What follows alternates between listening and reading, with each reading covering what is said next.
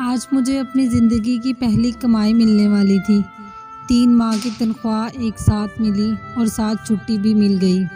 گھر پہنچا تو عید کا سماں تھا۔ ماں باپ بہن بھائی سب بہت خوش تھے۔ میں ساری رقم والدہ کے ہاتھ پر رکھ دی۔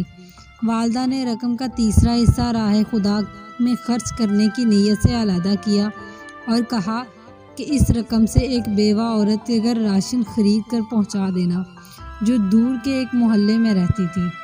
میں اسی وقت گیا اور راشن خرید کر لایا۔ گھر میں میرے لیے پرتکلف طعام کا انتظام کیا گیا تھا۔ بہن بھائیوں کے ساتھ مل کر لذیذ کھانے کے مزے اڑائے اور سفر کی تھکاوٹ دور کرنے کی غرض سے رضائی میں گھس گیا۔ آنکھیں نیند سے بوجھل ہو رہی تھیں، لیکن اچانک اس بیوہ عورت اور اس کے یتیم بچوں کا خیال آیا۔ ارادہ کیا کہ ابھی جاؤں اور سامان پہنچاؤں۔ طبیعت میں سستی تھی، سوچا کل پہنچا دوں گا، لیکن بعد میں خیال آیا میں تو پرتکلف کھانے کا مزہ لے چکا، کہیں وہ بچے بھوکے نہ ہوں۔ اسی وقت لحاف سے نکلا، ایک چادر اوڑھی، تھیلا کاندھے پر رکھا اور اس کے گھر کی طرف نکل پڑا۔ شدید سردی تھی، دھند بھی زیادہ تھی اور بھاری تھیلا اٹھانے میں بھی کچھ دقت ہو رہی تھی۔ ایک دور محلے میں اس عورت کا گھر تھا۔ اس کا شوہر مزدوری کرتا تھا اور 4 بچے تھے۔ ایک ناگہاں حادثے میں شوہر کی موت ہو گئی اور اب اس کے یتیم بچوں پر دسترس سے شفقت رکھنے والا کوئی نہ تھا۔ قسمت بھی بہت ستم ظریف ہے، کبھی ایسے لوگوں کو لپیٹ میں لے لیتی ہے جن کا خدا کے سوا کوئی نہیں ہوتا۔ حالات کا ایک سمندر لیے اس بیوہ عورت کے گھر کے باہر پہنچا۔ گھر کیا تھا، ایک خرابہ تھا، ایک کمرہ چھوٹا سا، صحن اور ایک خمیدہ سی 4 دیواری تھی۔ دروازہ کھٹکھٹایا تو ایک 5 سالہ بچی باہر آئی، جس کے چہرے پر پریشانی، خوف اور بھوک نمایاں تھی۔ میں اس کے چہرے کو تکے جا رہا تھا اور دل ہی دل میں دعا کر رہا تھا کہ خدا کسی بچے پر ایسا وقت نہ لائے۔ بچی نے ایک پرانا سا جوڑا پہنا ہوا تھا اور ایک شدید سردی میں ایک پھٹی پرانی جرسی پہنی ہوئی تھی۔ پاؤں برہنہ تھے، وہ بھی اس سردی میں کہ پیروں کو جما کے رکھ دے۔ میں نے کچھ کہے سے بغیر راشن والا تھیلا زمین پر رکھا۔ تھیلے کو دیکھتے ہی وہ بولی، کیا اس میں کھانے کا سامان ہے؟ یہ سننا تھا کہ میں حیران ہو گیا۔ ایک بار پھر اس نے یہی سوال دہرایا۔ میں نے مثبت انداز میں سر ہلایا۔ وہ بچی خوشی کے مارے چیختی چلاتی ماں کی طرف بھاگی اور یہ کہہ رہی تھی، امی فرشتہ آ گیا، امی فرشتہ آ گیا، امی فرشتہ آ گیا۔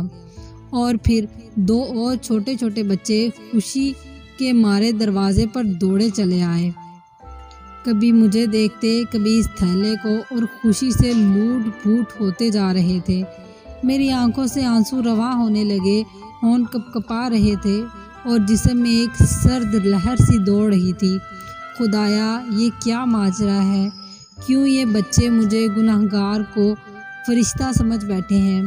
انہی سوچوں میں غلطان تھا کہ ایک خاتون جو ان کی ماں تھی دروازے پر آئی اور دروازے کی اونٹ میں کھڑی ہو کر روحانسی آواز میں یہ کہنے لگی، میرے بچے 2 دن سے بھوکے تھے، غیرت گوارا نہیں کرتی تھی کہ کسی کے آگے ہاتھ پھیلاؤں۔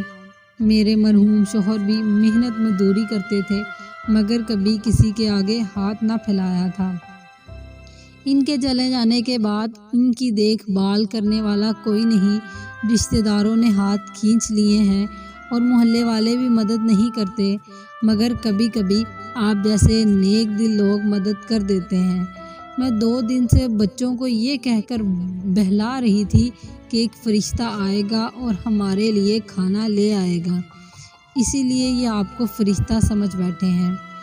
اس عورت نے خدا کے حضور شکرانے کے چند لمحات ادا کیے، مجھے ڈھیر ساری دعائیں دی اور شکریہ ادا کیا۔ میں وہاں سے واپس ہو لیا۔ آنسو رکنے کا نام نہیں لے رہے تھے۔ زندگی میں کبھی خود کو اتنا پرسکون محسوس نہیں کیا جتنا آج کر رہا تھا، اور اندازہ لگایا کہ ایک بے بس انسان کی مدد کرنے سے جو روحانی سکون ملتا ہے وہ کسی اور کام میں نہیں ملتا۔ ہمارے ارد گرد ایسے بہت سے غربا ہوتے ہیں جو مستحق ہونے کے باوجود کسی کے آگے ہاتھ نہیں پھیلاتے، مگر مدد کرنے والے ہاتھوں کے منتظر ضرور رہتے ہیں۔ 2 وقت کی روٹی ہی ان کا کل جہاں ہوتی ہے۔ ایسے لوگوں کی مدد کرنی چاہیے، چاہے وہ ایک وقت کے کھانے ہی کی کیوں نہ ہو۔ گھر آیا تو ماں نے پوچھا، بیٹا اتنی رات کہاں چلے گئے تھے بنا بتائے؟ میں نے بے ساختہ بولا، فرشتہ بننے گیا تھا۔